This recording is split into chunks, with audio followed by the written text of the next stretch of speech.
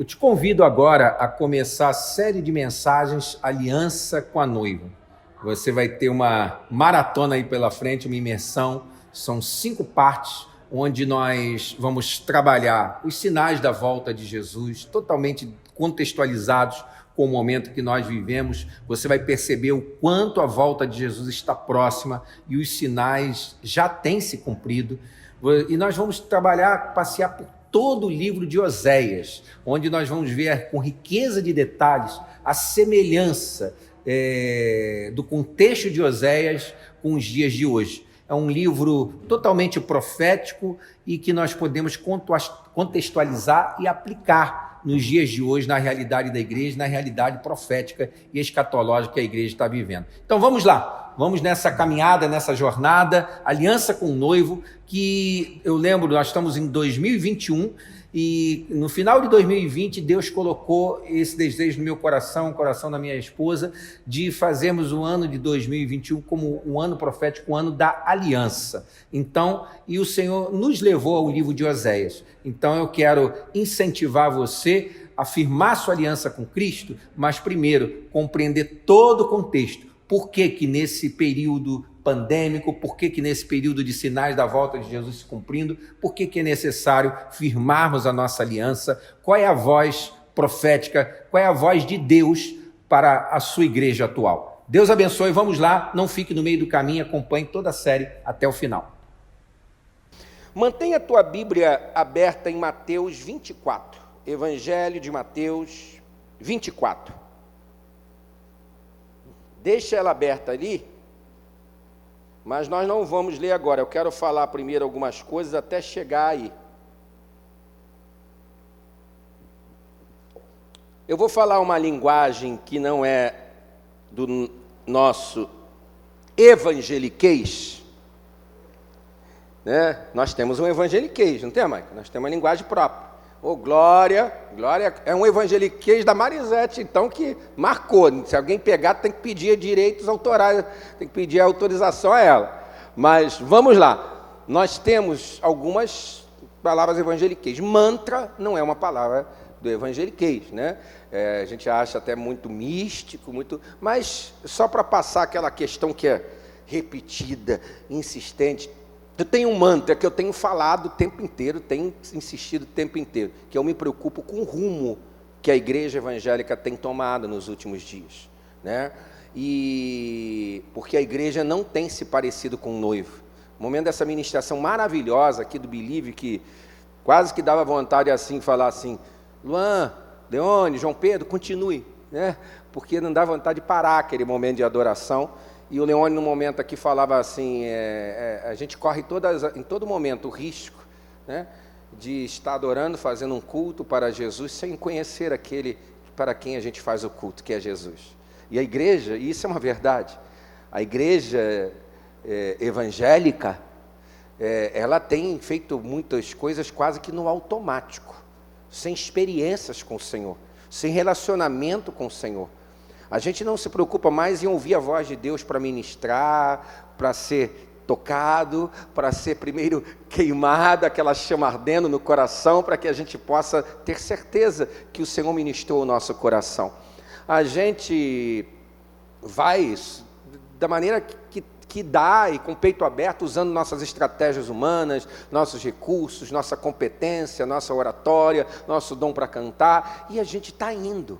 E alguns ainda se salvam desse sentido porque ainda estão com boas intenções, num ativismo que não envolve um relacionamento com Cristo, com o Espírito Santo. Mas outros fazem também de má fé, né? Eu vejo muitas pessoas hoje não precisando mais de Cristo para fazer a obra de Cristo, não precisando mais do Espírito Santo, né? Não precisando fazer, diz que trabalha para a glória de Deus, mas não está mais se importando com Deus da glória. Conhece até o salmo do pastor, do primeiro verso ao último citando, mas não conhece o pastor do salmo. Nunca teve experiência com o pastor do salmo. E foi tão bom ouvir o Believe ministrando isso aqui hoje, totalmente dentro do contexto que a gente vai ministrar e não combinamos, né? Então, assim, E veio ao meu coração, eu e a Beth conversamos, e por isso que não é à toa que está esse símbolo das alianças aí, porque 2021 é o ano da aliança para nós. No meio de uma pandemia, eu falo, Senhor, os sinais estão se cumprindo. Está tudo pronto para Jesus voltar. E Jesus está às portas. Hoje eu olho por um cenário bíblico, escatológico, e contextualizo com os dias atuais, eu olho assim claramente. Não há, irmã Marisete, nada aqui do que Jesus colocou, vamos dizer assim, de pré-requisito para a volta dele, não há nada aqui que falte se cumprir, que impeça Jesus de voltar. Jesus pode voltar a qualquer momento. Esse qualquer momento pode ser agora, enquanto eu falo, e os salvos daqui vão ser, no abrir e fechar dos olhos, terão seu corpo transformados, como diz o apóstolo Paulo, né? Nem todos dormiremos, nem todos morreremos, mas ao soar da trombeta, né? O encontro com os ares, esse encontro não será visível, Jesus não vai pisar na terra nesse momento, só na outra vinda, que ele pisa no Monte das Oliveiras, é uma volta visível, depois dos 7 anos da grande tribulação, mas agora vai ser uma volta invisível, no abrir e fechar dos olhos. Os que dormem primeiro, os que dormem em Cristo, né? Porque as pessoas pensam que a gente já morre e já está lá na Nova Jerusalém ceando. Não, a Bíblia fala que dorme em Cristo. E a pessoa está dormindo em Cristo. Eu já não gostaria de estar dormindo fora de Cristo, porque já é um prenúncio do céu ou do inferno. É um dormir com paz ou sem paz, no regozijo ou na tortura. Mas ele diz que os que morreram em Cristo ressuscitarão primeiro, e nós, os vivos, num piscar de olhos, acabei de ver pessoas piscando, teremos o corpo transformado. E o que é corruptível se transformará em incorruptível. O que é mortal se transformará no imortal. E aí pode ser comum.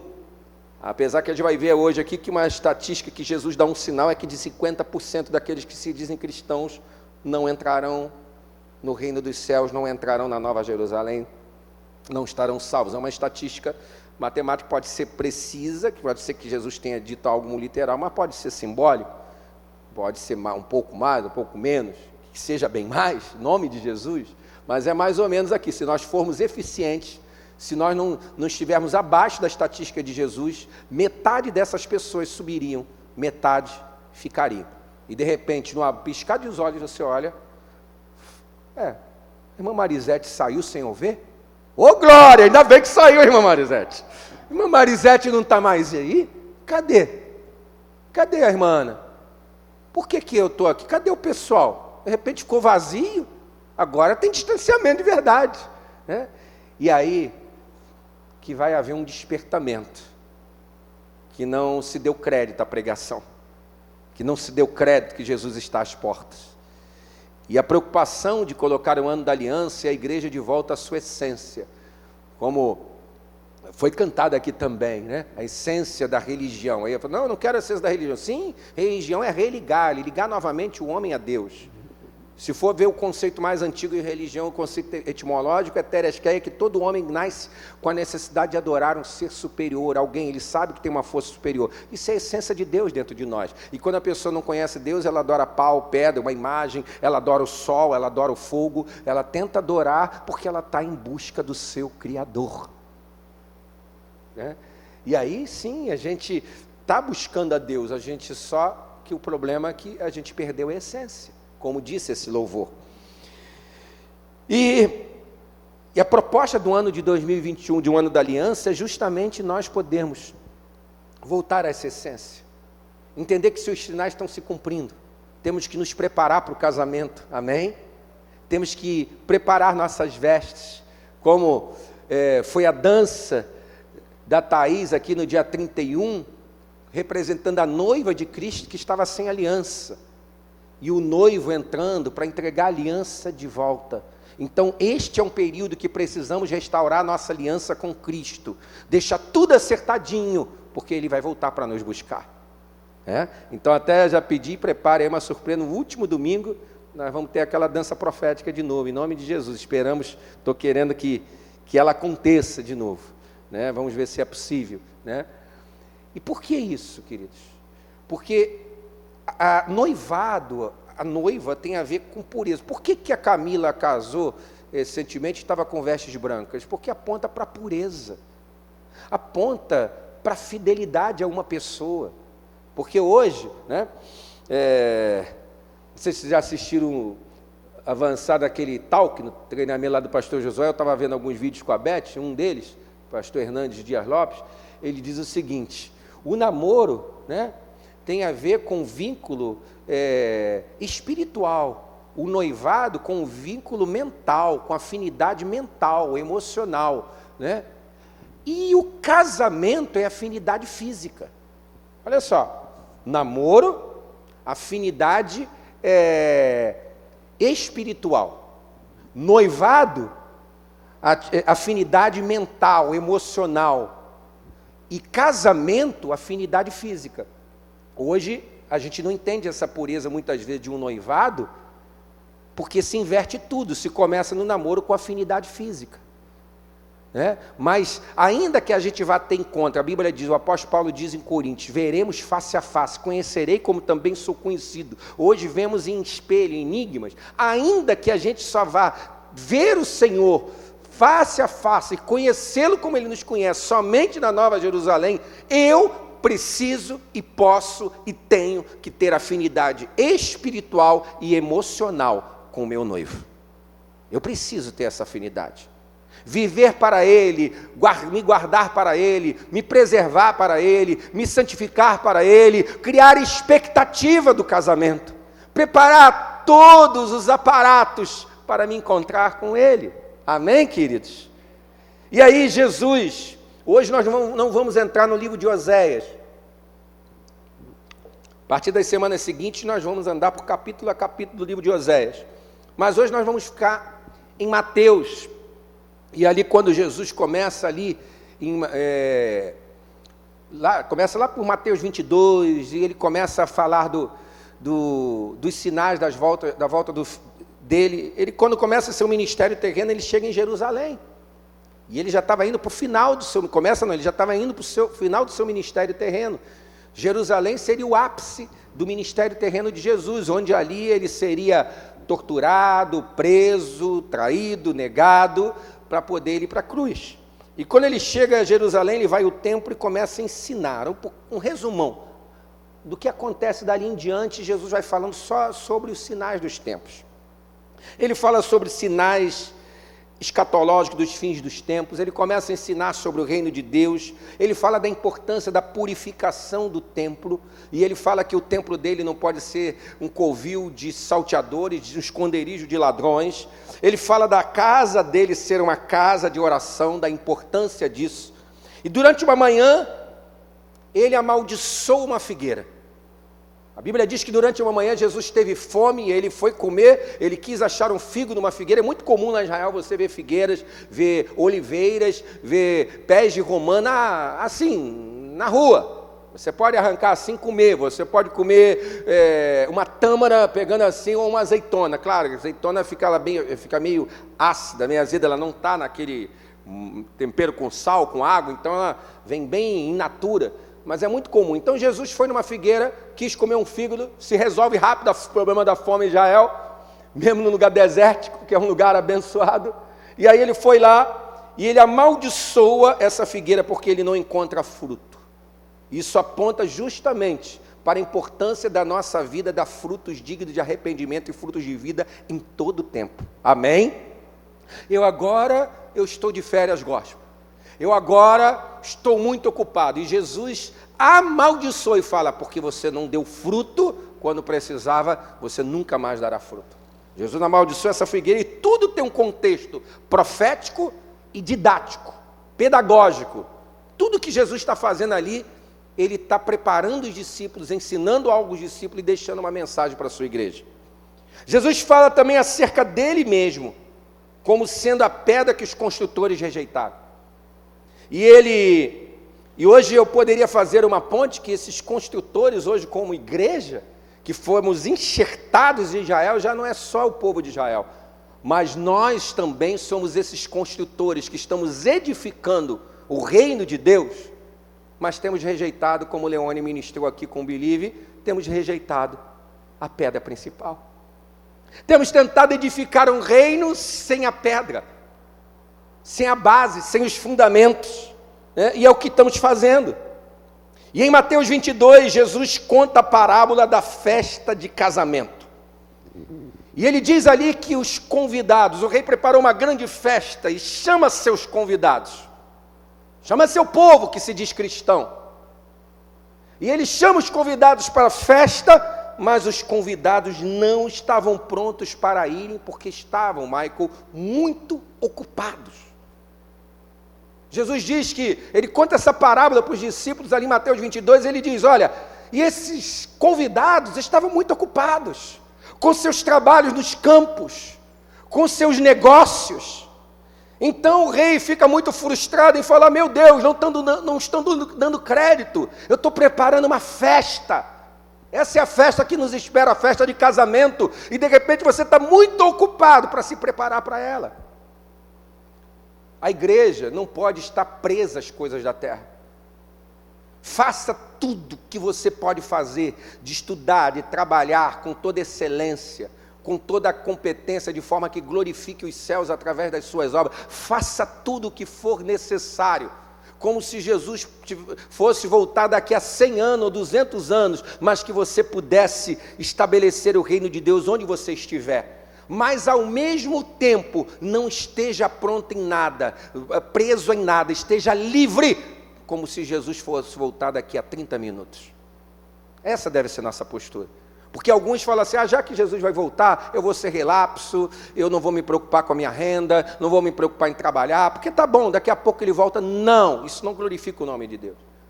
Mas a igreja vai passar pelo arrebatamento, o rapto, é algo muito grande, é algo arrancado com violência. Essa palavra, no grego, dá essa noção de como alguém sendo arrancado com violência. Essa é a diferença do trigo e do joio. O trigo, ele não é profundo na terra. Ele está ali, ele está pronto para se arrancar. Nós somos o trigo. Mas Jesus falou também que o joio está ali no meio do trigo. E o joio, ele tem a raiz entrelaçada e fica presa, agarrada na terra. Ele é mais difícil de ser arrancado. Que você seja trigo, amém? Que você esteja livre. Fala assim, olha, essas coisas da terra não me dominam. Eu vou fazer o melhor, mas eu não estou preso a elas. Eu estou livrinho, se Jesus quiser hoje cumprir os propósitos dele na minha vida e me mandar para outro continente ou para Nova Jerusalém. Estou livrinho. Então o rei manda convidar, frustrado, porque os seus convidados estavam ocupados, ele manda agora convidar pessoas nas estradas, nas encruzilhadas.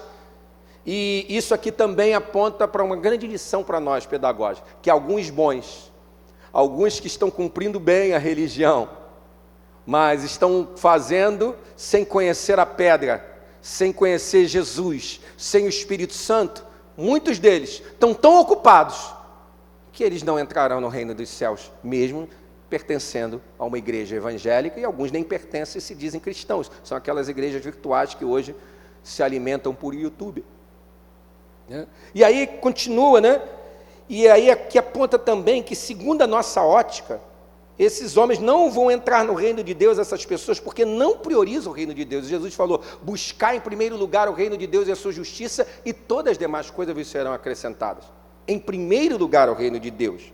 Mas em contrapartida, Jesus também deixa um alerta para nós, que muitos pecadores rejeitados pelo mundo, muitos que a gente não acha que seriam dignos de entrar no reino de Deus, não seriam dignos de sentar ao nosso lado, eles podem chegar na última hora como convidados e podem se limpar mais rápido do que aqueles que fingiam se estar limpos, mas estavam escondidos dentro da casa de Deus. E pode chegar alguém com tanta vontade, com tanto desejo, atraído pelo Espírito Santo, entregar a vida para Jesus, e quando vê, eu estava há 20 anos da igreja e fiquei.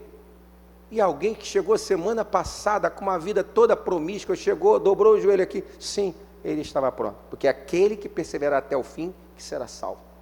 Jesus fala que foram chamados muitos pecadores e rejeitados pelo mundo. E eles foram para a festa de casamento e se assentaram à mesa. Glória a Deus. Não há, eu aprendo uma coisa aqui contra aqueles que são adeptos da predestinação, não há lugar cativo. cadeira cativa no céu, é o perseverar até o fim, é aquele que está de pé, cuide para que não caia. Isso é muito claro na Bíblia. Então, aqui está dizendo que os chamados não estavam prontos, estavam ocupados, foi uma decisão deles estarem ocupados, não foi Deus que decidiu excluí-los, né? E na mesma parábola, Jesus diz que o rei notou, na hora do banquete, um convidado ali, quietinho, sem as vestes nupciais. Quando a Bíblia diz que o rei olhou e falou para ele: por que você está aqui sem as vestes nupciais? A Bíblia diz que o homem não teve resposta, ficou mudo, porque ele estava tentando participar, ser noiva, participar da festa de casamento sem a pureza, sem a santificação. E a Bíblia diz que sem santificação ninguém verá o Senhor. E ele estava ali, e o rei pergunta: por que você entrou sem essa veste? E a Bíblia diz que o homem mudo, sem ter resposta, achando que sua presença sem a veste adequada passaria desapercebida, o rei fica tão irado que a Bíblia diz que Jesus diz que o rei manda amarrar os pés e as mãos daquele homem, lançar nas trevas, e Jesus diz: ali haverá choro e ranger de dentes. Sabe, para os adeptos hoje dos, que não são aqui, né, mas eu digo para você também, ter essa leitura que eu tenho, para os adeptos do coaching gospel, que só diz que tudo é bom, tudo é perfeito, Jesus é bom. Igrejas hoje que servem ceia lá na porta, lá perto da minha casa tem servem ceia na porta. Você pega, pode vir com amante, com a pessoa que está fazendo sexo fora do casamento, pode vir um feiticeiro, pode vir alguém que se prostra a um ídolo, pega a ceia na porta, e porque eu vi isso, ninguém me falou, e falou assim: todos podem cear, Jesus ama a todos incondicionalmente, Ele quer que todos participem. Eu falei: isso não existe. Jesus ceou com a multidão, Ele alimentou a multidão, Ele ceou com os discípulos. É muito diferente, com quem tinha vínculo. Então, quem está falando aqui que vai lançar, amarrar os pés e as mãos, lançar nas trevas, é o Jesus amoroso, é o Jesus bom, é o Jesus amigo, fiel, e que dizem que Ele é bom, não tem juízo dele. É Ele que está falando isso. E Ele está dizendo sobre a necessidade, apontando sobre a necessidade de santidade, vestes brancas, para participar da festa de casamento. Ainda em Mateus 22, Jesus Cristo fala do dever para com o imposto a César, mas também com o dever do compromisso financeiro com o reino de Deus. Chega um momento que os homens religiosos tentaram fazer uma pegadinha com ele, e eles falaram: sabemos que tu és o mestre que prega a verdade, que ama a verdade, é mestre de acordo com a verdade, e não se importa com a opinião dos outros, nem com a aparência. Eles estavam querendo que Jesus dissesse que não precisaria pagar imposto a César. É às vezes o que umas pessoas vêm aqui, cheio de argumento para mim, querendo que eu diga que pode botar um desvio de energia elétrica, um desvio de TV a cabo em casa, e pode andar com carro sem habilitação, com moto sem habilitação, com documento atrasado. Eu falo: dai a César o que é de César, continua lá, cumpre teu dever de cidadania terrestre. Mas aí, quando eles falaram isso, Jesus falou assim: vocês estão querendo armar para cima de mim? Parafraseando o que Jesus falou, estão querendo fazer uma armadilha para mim? Me traga uma moeda, traga uma moeda. Eles levaram um denário para Jesus. De quem é essa esfinge? De quem é essa? É de César. Dai a César o que é de César. E aí ele foi mais profundo também, aí a chibata comeu. Dai a César o que é de César, e a de Deus o que é de Deus. Então, cumpra as suas obrigações financeiras horizontalmente e verticalmente. Então, Jesus ali quebrou. Então, Jesus fala dos deveres de cumprirmos os tributos da terra, mas também a importância de entregar parte de Deus. Jesus fala ainda no 22 sobre a ressurreição, e fala, que pena, Falcão, Patrícia, que no céu não casaremos e nem daremos em casamento, mas seremos como os anjos, viu, Manu, Evandro? Lá você vai ser como anjo. Então a Manu lá, você vai lembrar que ela foi tua esposa, mas porque explicar para a mente humana, eu não vou saber explicar. Eu falei: então vai ser ruim demais. Eu falei: Deus não ia preparar. Se tudo que é bom na terra foi Ele que fez, tu acha que Ele ia preparar alguma coisa ruim? Ele sabe o que a gente precisa para uma vida eterna. Amém, queridos? E Jesus também fala nesse capítulo sobre os 2 grandes mandamentos que deles dependem a lei e os profetas. Ele diz: amai ao seu Deus de todo o seu coração, de toda a sua alma, de todo o seu entendimento, e amai ao próximo como a ti mesmo. Aí chegando em Mateus 23, Jesus passa esse capítulo 23 censurando os escribas e fariseus. Ali ele chama, se você ler capítulo de Mateus capítulo 23, está toda hora Jesus chamando eles de hipócritas. Hipócritas é uma palavra, a sua origem dá a entender dos artistas que usavam máscara. Ele diz: vocês são falsos, vocês usam máscaras, vocês impõem um jugo e vocês cobram de pessoas o que vocês não vivem. Diversas vezes, e Jesus fala que eles não entram no reino de Deus e ainda impedem os outros de entrarem por suas palavras, por seus julgamentos e por suas atitudes. E no verso 23 do capítulo 23, Jesus de novo vai falar do compromisso financeiro com o reino de Deus, mas agora ele vai falar que esse compromisso financeiro não pode ser numa pena de entregar dinheiro por entregar, como se pudesse comprar a salvação, comprar a Deus, ou agradar o coração de Deus com dinheiro. Ele diz que tem que ser uma vida plena. Ele diz, capítulo 23, verso 23, ai de vós, escribas e fariseus hipócritas, que dais o dízimo do endro, da cominho e da hortelã, e menosprezais o mais importante da fé, da lei, a justiça, a misericórdia e a fé. Devis praticar essas coisas, o quê? A justiça, a misericórdia e a fé, sem omitir aquelas, entregando o dízimo de tudo que viesse à mão. Então Jesus está dizendo assim, não basta entregar dinheiro, é muito mais, tem que entregar a tua vida, tem que praticar uma vida reta em todas as áreas, sem deixar de cumprir a outra área. Então Jesus está apertando. Ele fala bastante de hipocrisia no capítulo 23, fala bastante de inferno e fala bastante de condenação. E aí a gente chega aqui no 24, para a gente agora ler juntos aqui. E o capítulo inicia com o momento em que Jesus saiu do templo, e os seus discípulos se aproximam, vão caminhando com ele, e mostrando as construções do mesmo, e logo depois, o capítulo narra, a partir do verso 3, o momento que Jesus estava sentado no Monte das Oliveiras, quando os discípulos se aproximam dele em particular, para lhe fazerem uma pergunta. Vamos lá, a partir do verso 3. Jesus estava sentado no Monte das Oliveiras, quando os discípulos se aproximaram dele em particular, e lhe pediram, diga-nos quando essas coisas vão acontecer e que sinal há da sua vinda e do fim dos tempos. Aí Jesus respondeu, tenham cuidado para que ninguém os engane. Eu aprendo uma coisa, nos últimos tempos haverá muito engano. Porque muitos virão em meu nome dizendo eu sou Cristo e enganarão a muitos. E vocês ouvirão falar de guerras e rumores de guerra. Fiquem atentos e não se assustem, porque é necessário que isso aconteça, mas ainda não é o fim. Não se assuste com as guerras que estão acontecendo pelo mundo. É necessário, é um sinal. Mas Jesus falou, muitos tentarão ter a identidade de Cristo, se passar como Cristo, mas para enganar as pessoas. Hoje é muito fácil você ver falsos profetas dizendo no YouTube, eu vejo coisa que Natan outro dia estava me mostrando, um cara que gosta de ter visibilidade, curtida, ele não está nem aí para o reino de Deus, você vê que o cara é vaidoso e ele quer ter seguidores, e ele diz, teu pastor falou isso, sai dessa igreja. Eu falo, o cara não tem compromisso com ninguém, não tem vínculo com ninguém, não conhece a história das pessoas, não chora pelas pessoas, não ora por essas pessoas, e ele está dizendo tudo que as pessoas querem, porque isso dá seguidores, porque muitos seguidores também, inclusive, monetiza as redes sociais dele, envia dinheiro, né? Então ele começa a falar o que as pessoas querem ouvir. E aí no verso 9, vocês serão entregues para serem maltratados, eles os maltratarão, vocês serão odiados por todas as nações por causa do meu nome. Nesse tempo muitos hão de se escandalizar, trair e odiar uns aos outros. Muitos falsos profetas se levantarão e enganarão a muitos. Muita gente enganada. É a maioria sendo enganada.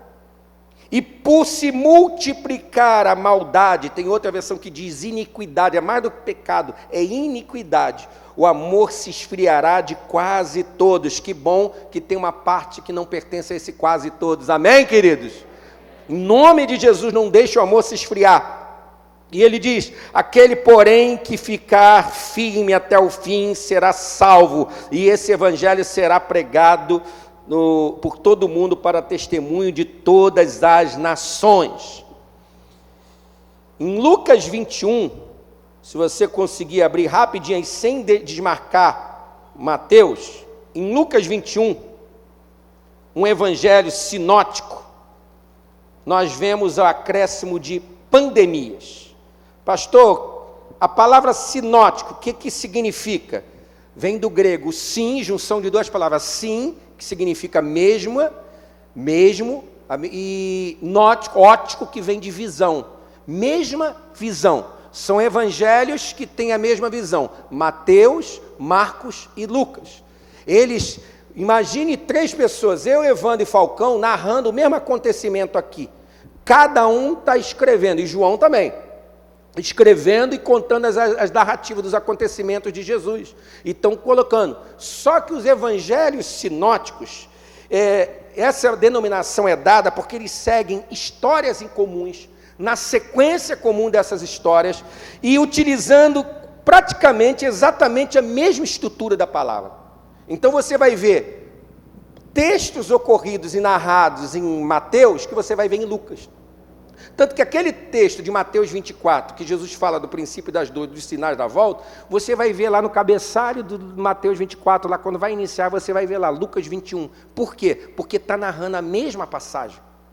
Só que, concorda? Se eu, Falcão e Evandro formos narrar a mesma coisa, nós vamos narrar alguns detalhes, o Evandro vai pegar que eu não vou. Alguns detalhes o Falcão vai pegar que eu não vou.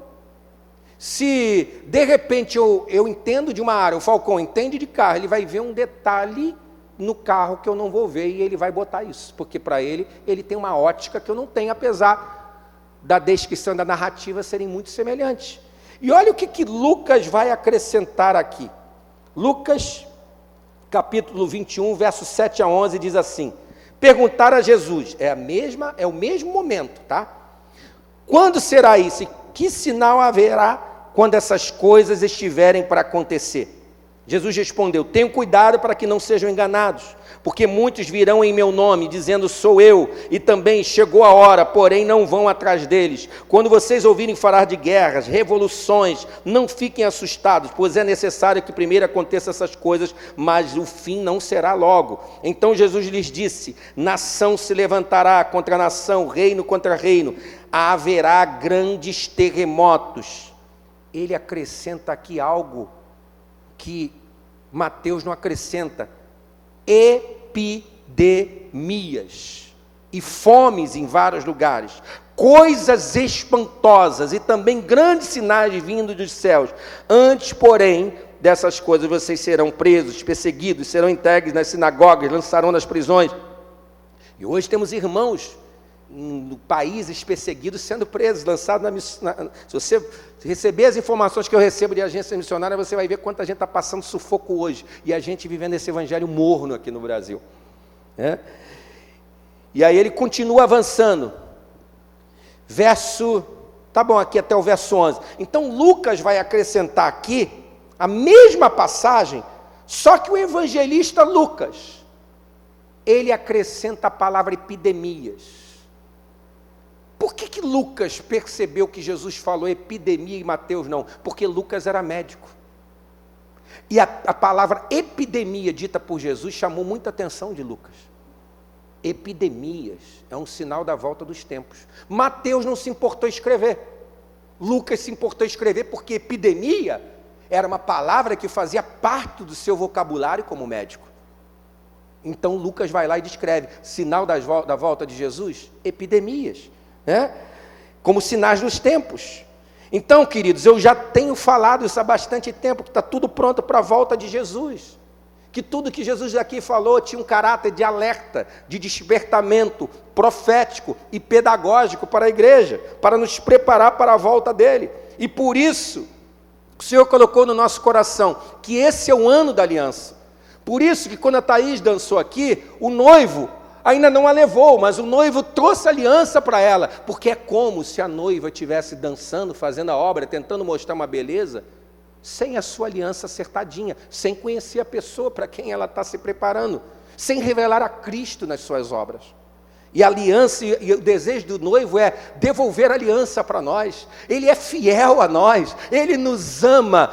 Cristo é apaixonado pelo seu povo e pela sua igreja, mas ele quer que de igual forma a sua igreja seja apaixonada por ele. Cristo sonhou com nós, Cristo nos deseja, Cristo nos ama, Cristo quer cuidar de nós, enxugar nossas lágrimas, nos animar, nos alegrar, nos abraçar, mas ele quer ver a gente ter prazer em passar tempo na presença dele. E a gente não quer isso, sabe, queridos? Precisamos nos comportar como noiva, ajustar nossa pureza, nossa santidade, nosso relacionamento, nossa fidelidade ao noivo e aos princípios dele, amá-lo, honrá-lo, nos dedicar a ele, retornar, como foi cantado aqui hoje, à essência, e aguardarmos com grande expectativa a volta dele. A gente não vê mais alguém falando hoje, volta Jesus Maranata, eu quero estar contigo. Esse mundo não tem nada para mim. Paulo fala numa carta dele, ele diz assim: o viver para mim é Cristo, morrer é lucro.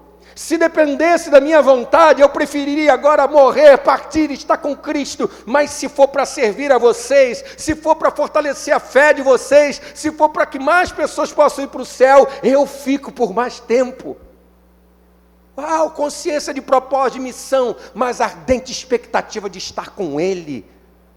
Que pessoa é essa que quer casar com outro, vive em impureza e não deseja que o dia do casamento chegue? Né, Camila? Imagine, você desejou o dia do teu casamento? Você queria que chegasse? Você queria ter o privilégio, vocês que namoraram de uma maneira certa, você não queria ter o privilégio de poder dormir a primeira noite ao lado do Jonathan? Sabe, o Jonathan guardava por isso como noivo.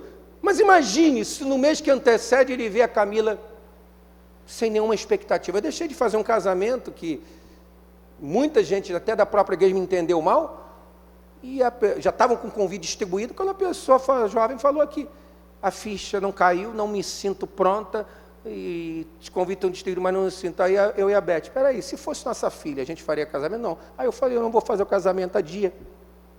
O rapaz ficou irado comigo. Eu falei, o problema é convite? A gente paga outro convite. Mas ela está dizendo que não se sente pronta para casar. E casamento é coisa séria. Conclusão, saíram, foram para outra igreja, o pastor fez o casamento na hora e hoje está separada. Por quê? Não adianta a gente tentar, se não houver essa expectativa, esse prazer, essa entrega, queridos. E isso dói no coração da gente, dói no coração de Deus. Ver jovens sofrendo de maneira desnecessária, porque são pancadas que levam muito tempo para ser curada. E eu vi que era uma jovem sincera, em aflição, necessitando realmente de um amparo. E se alguém na hora não der um toque de lucidez e serenidade, a pessoa vai nas emoções, já está tudo marcado e vai. Poderia ter evitado um divórcio. Talvez esperasse mais algum ano para um preparo melhor para eles, e essa certeza, ou então ver que não era a pessoa de Deus. Não era que a pessoa não era de Deus, não era de Deus para a vida dela. Vamos agora continuar nossa leitura em Mateus 24, indo para a parte final, mas aqui aquece, viu? Quando Jesus responde agora de maneira mais específica aos discípulos. Mateus capítulo 24, verso 32 diz assim: aprendam a parábola da figueira. Quando já os seus ramos se renovam e as folhas brotam, vocês sabem que o verão está próximo. Assim também vocês, quando virem todas essas coisas, saibam que está próximo, às portas. Em verdade digo que não passará esta geração sem que tudo isto aconteça. Passará céu e a terra, porém as minhas palavras não passarão. O que Jesus está dizendo? Viu? Você sabe que as figueiras estão com suas folhas renovando. Você já sabe que é um sinal de que o verão está próximo. Você está vendo essas coisas acontecerem. Briga, fome, amor se esfriando, falsos profetas. Sabe, está vendo que tem epidemias. Saiba que está próximo. Gente, por que a igreja não está mais apaixonada? Por que a igreja não está mais fervorosa? Porque não conhece a Bíblia. É um povo que não lê Bíblia, é um povo que não conhece a Cristo, é um povo que não sabe o que o seu noivo tem falado. E isso eu me preocupo. Sabe? Aí agora, capítulo 25. Verso 33. Mas a respeito daquele dia e hora, ninguém sabe, nem os anjos dos céus, nem o Filho, senão o Pai. Eu abro um parênteses aqui. Jesus estava falando na sua condição humana, dizendo que ele não sabia, ele não estava falando como Deus, senão ele teria mentido. Mas dentro desse parênteses, você já viu muita gente nesses últimos períodos dizendo: o fim do tempo vai ser em tal ano, o mundo acaba dia tal. E ficam cristãos apavorados, aterrorizados. Eu recebo mensagem até de fora de pessoas da igreja falando assim, da nossa igreja, de outra: pastor, a pessoa falou lá e profetizou que tal dia, tal ano, tal dia é o fim do mundo. Eu falei: querido, Jesus disse que só o Pai sabe. O Pai não quis revelar a ele no seu ministério terreno. Nem os anjos sabem. Como é que esse homem sabe? Só se ele é Deus. Então, justamente essa data que o cara fala que o mundo vai acabar, essa eu tenho certeza que não vai. Naquela data eu tenho certeza, porque ninguém sabe. Se alguém sabe, é mentira. Vamos lá. Aí, olhem esse comparativo assim: pois assim como nos dias de Noé, assim também será a vida do Filho do Homem. Jesus compara com Noé. Assim como nos dias anteriores ao dilúvio, comiam, bebiam, iam para restaurantes, para churrasquinho, iam para cinema, casavam, davam casamento até o dia em que Noé entrou na arca e não perceberam. Não percebeu. Falta de percepção, vigilância, discernimento. Não atentou. Até que veio o dilúvio e levou a todos, assim será também a vinda do Filho do Homem, o rapto, abrupto, muito rápido, muito veloz. Então os dois estarão no campo, um será levado, outro deixado. Duas mulheres estarão trabalhando no moinho, uma será levada, a outra será deixada. Portanto, vigiem. Igreja, será que esse é um tempo que a gente está vigiando? Será que esse é um tempo que a gente está tomando cuidado para não deixar o pecado ter lugar na nossa vida? Pecar, nós sempre vamos pecar porque somos humanos, mas o problema é quando o pecado vira algo comum, pecado começa a virar iniquidade, porque a gente já acostumou a pecar todo dia, e planeja o pecado, depois eu vou lá e peço perdão de novo, e eu vou me sujando, me contaminando. Ele está dizendo: vigiem, porque vocês não sabem que dia virá o Senhor de vocês. Porém, considerem isto: se o pai de família soubesse a que hora viria o ladrão, vigiaria e não deixaria que sua casa fosse arrombada. Por isso também estejam vocês preparados, porque o Filho do Homem virá a hora em que vocês menos esperam.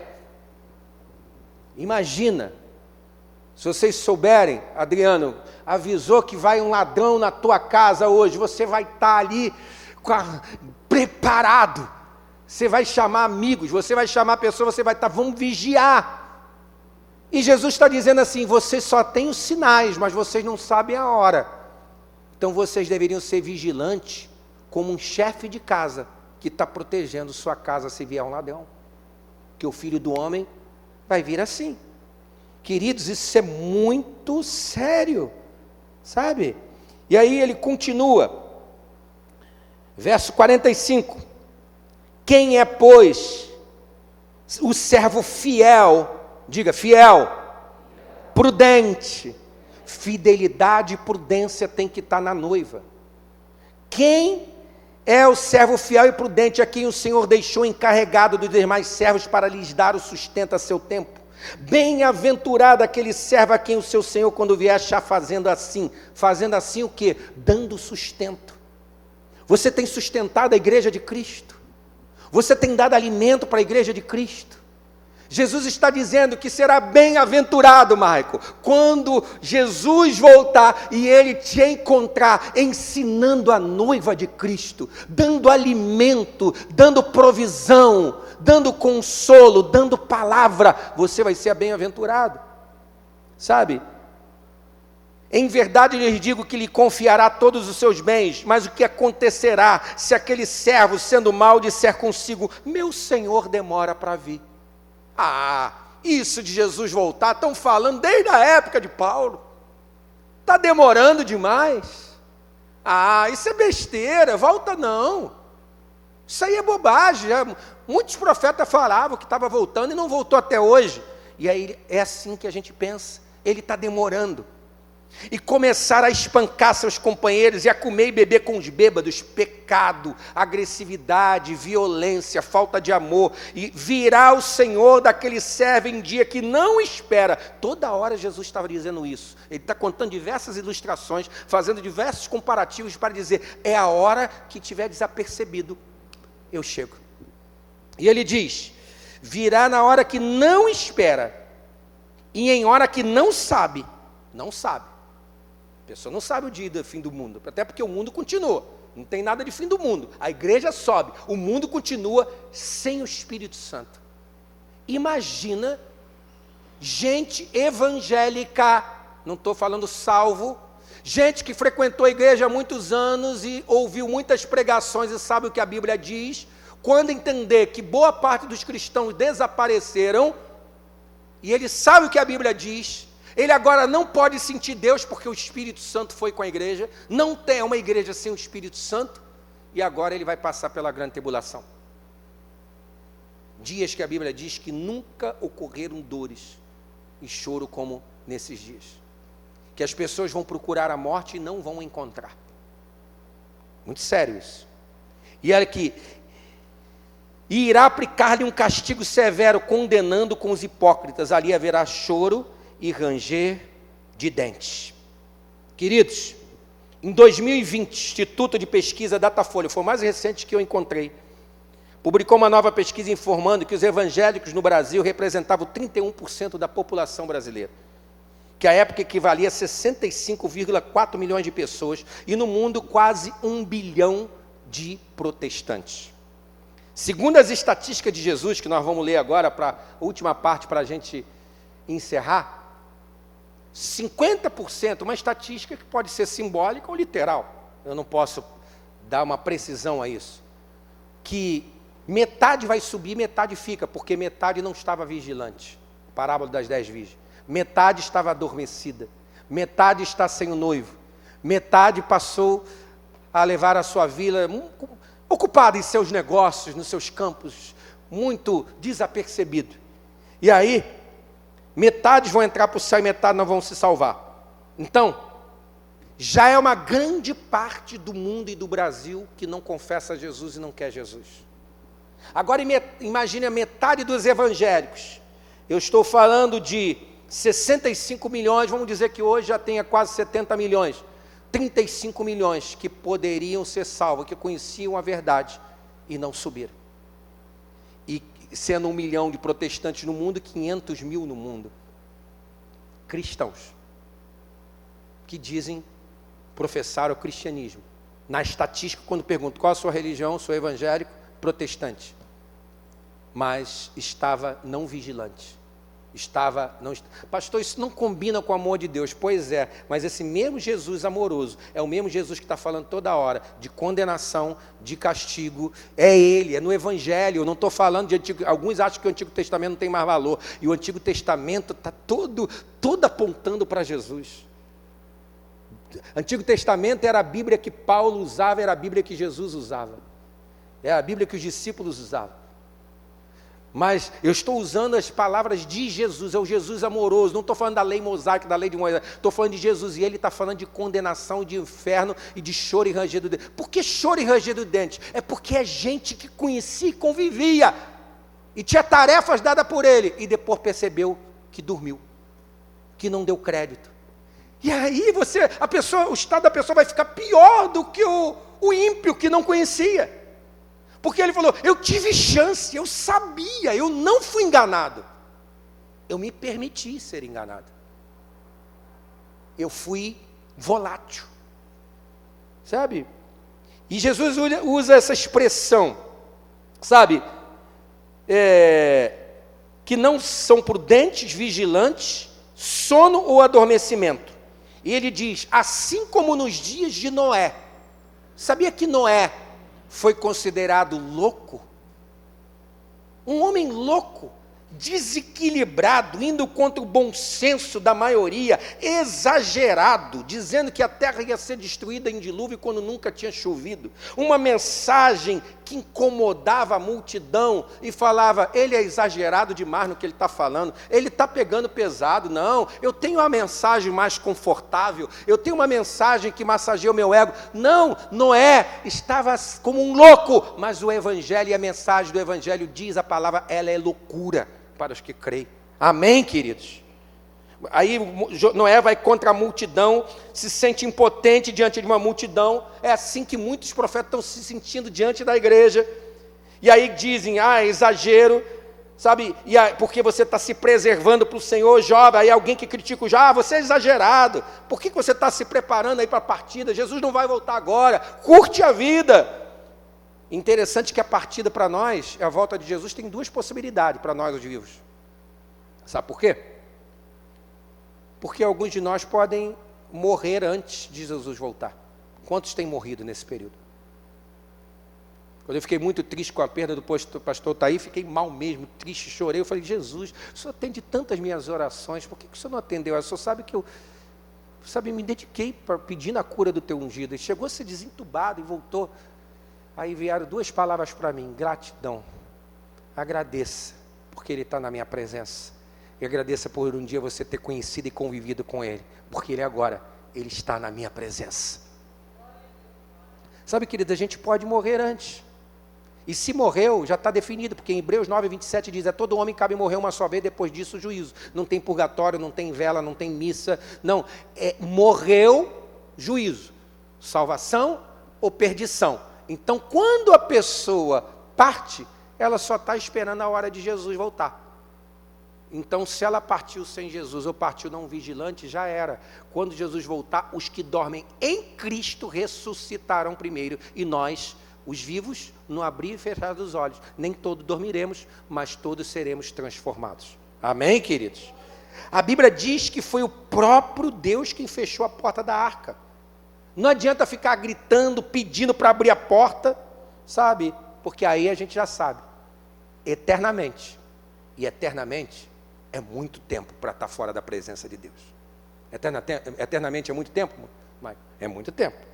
Sabe, nós estamos fazendo as obras sem o Espírito Santo, sem o óleo.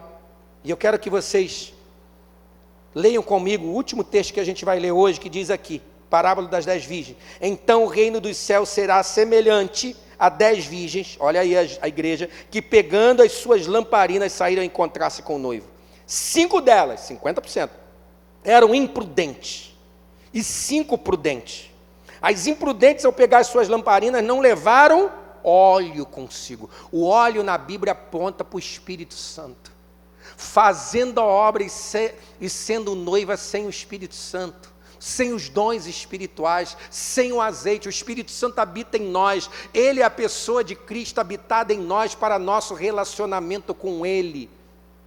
E ele diz, sem o óleo, além das lamparinas, levaram óleo nas vasilhas, e como o noivo estava demorando, olha o demorando de novo aí, Jesus está o tempo inteiro dizendo que a sua igreja está achando que Ele está demorando.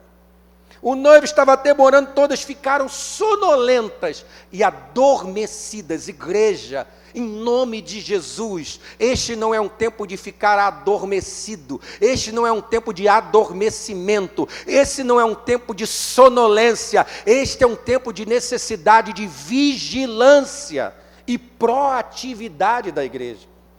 Sonolência, e adormeceram.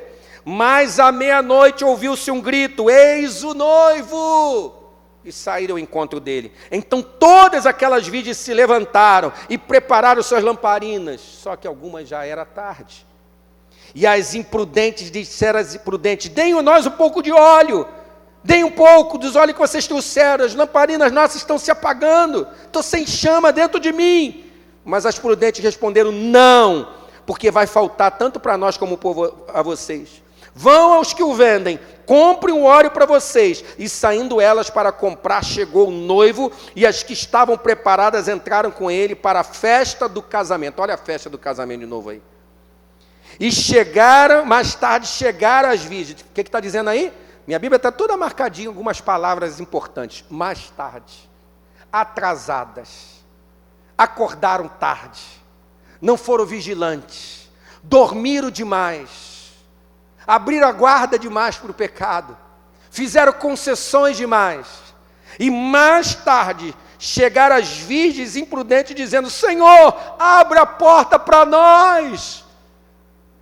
Saiu um grupo daqui, os outros: Senhor, por favor, agora eu entendo, a Marisete foi arrebatada, o João Pedro foi arrebatado, a Joyce foi arrebatada, o Jonathan foi arrebatado, abre a porta para mim, deixa eu ir, eu não posso ficar aqui. Não adianta. Foi o Senhor que fechou a arca. Ninguém podia acessar. Imagine quantos gritando, com a água subindo, que não acreditavam. A água já no pescoço, nadando e tentando bater, dar soco na arca lá e pedindo para Noé abrir. Que viu que aí era real. Abre, abre, abre, abre. E ela diz que, Senhor, abra a porta. Mas o noivo respondeu: em verdade eu não as conheço. Portanto vigiem, que não sabem o dia e nem a hora. Sabe, Leone, aquilo que você falou aqui no momento do louvor com a banda, a gente fazendo a obra sem conhecer Jesus, e o pior vai ser naquele grande dia, ele falar que não conhece muitos que faziam a obra em nome dele. Deve ser muito triste. Eu não os conheço. Tiveram toda a oportunidade, todas as pregações, porque nesse momento a palavra dos profetas, queridos, vai cada vez mais sendo desacreditada. Como nunca, as mega igrejas, os megas artistas gospel, eles vão ganhando visibilidade, curtida, e sabe, estamos fazendo a obra sem o Espírito Santo, sem o azeite, sem o óleo, tantos recursos, internet, marketing digital, iluminação, tecnologia, cursos de técnica, coaching, pastoreio por YouTube com pessoas sem nenhum vínculo, sem nenhum compromisso afetivo de conhecimento com quem ouve, recursos musicais, estrelas que viraram ídolos no meio evangélico. O povo evangélico tem sido idólatra, tem feito seus ídolos. Sabe? Para que Jesus? Com tantos recursos? Para que Espírito Santo? Para que unção? Sabe? Eu encerro falando sobre um homem que escolheram ele e rejeitaram Jesus. A multidão escolheu Barrabás e rejeitou Jesus. Naquela tarde de Páscoa, 3 homens, talvez do mesmo grupo, deveriam ser crucificados: Dimas, Gestas e Barrabás. No último instante, o povo absolve Barrabás e Jesus é crucificado no lugar dele. Barrabás era um revolucionário segundo o povo, mas ele pregava o que o povo queria: justiça. Vamos lá, prega aí contra os religiosos, prega contra isso, contra o Império Romano, vamos defender os valores de esquerda. E Barrabás estava ali defendendo tudo, era um revolucionário, ele falava de uma justiça humana, e ele começava a falar, e de repente o povo escolhe Barrabás. Sabe, estamos escolhendo a traição ao noivo por outros valores, por outros relacionamentos, trocando a escolha pelo noivo, do noivo genuíno, pelo noivo genérico. A igreja tem crescido numericamente, mas sem o Espírito Santo, e escolhendo o outro para o seu noivo. A palavra Barrabás significa Baraba, filho do pai. A gente está escolhendo muitas vezes o filho errado. Baraba, filho do pai, e Barrabás aponta na teologia como filho de Adão, filho do pecado, representando as coisas da terra. Às vezes a gente está escolhendo o filho do pai errado. Não é filho de Adão que nós temos que escolher, o pecado e os valores e as coisas que esse mundo nos oferece. Nós temos que escolher o Filho de Deus. Ele é o nosso noivo. E a gente está gritando: solta Barrabás, eu quero Barrabás, eu quero o outro filho do pai. E a gente escolhe o noivo errado. Estamos escolhendo para casamento o noivo errado, o filho de Adão, o pecado, ao invés do Filho de Deus.